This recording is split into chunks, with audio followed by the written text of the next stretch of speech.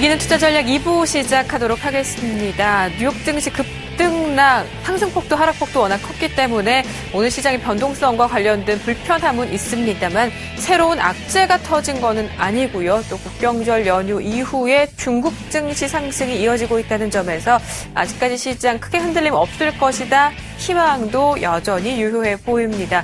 오늘 시장 어떤 재료가 조금 더 크게 작용할까요? 금요일장이라는 시기적인 불편함은 물론 있는 것도 사실인데요. 오늘 시장의 긍정적인 요인과 함께 조금은 불편하게 만들 수 있는 요인들은 무엇인지 오늘도 현명한 시각으로 시장 이슈들 하나씩 점검해 드리도록 하겠습니다. 시장 키워드부터 확인해 보시죠.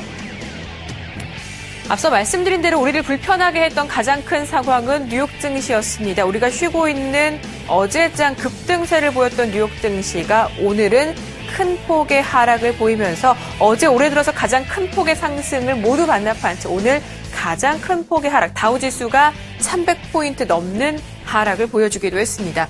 표면적으로는 경제 둔화 우려감을 꼽았는데요. 현지 상황도 그렇고요. 사실 이 부분을 크게 수용하는 모습은 아닙니다. 특히 독일을 비롯한 유로존에서의 경기 둔화 우려감이 계속적으로 언급되고 있습니다만 당사자인 독일 증시는 사흘 만에 소폭입니다만 반등하는 모습을 보였고요. 일단 표면적으로 경기 둔화 우려감은 둘째치고라도 현재 가장 불편한 부분은 변동성입니다. 이번에 빅스 지수가 다시 24% 넘는 급등세를 보이면서 이에 따른 경계감은 반드시 가지고 가야 할 대목으로 보여집니다.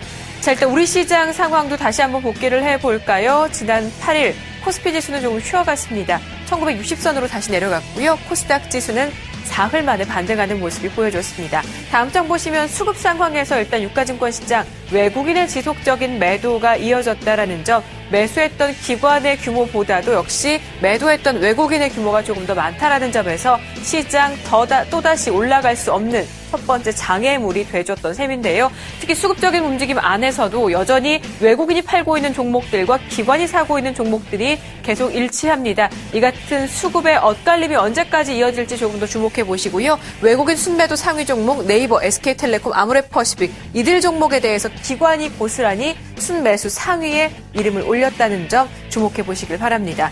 또 지수가 더 갈 수 없었던 이유 중에 하나는 다음 장 보시는 삼성전자와 현대차의 부진 때문이었습니다.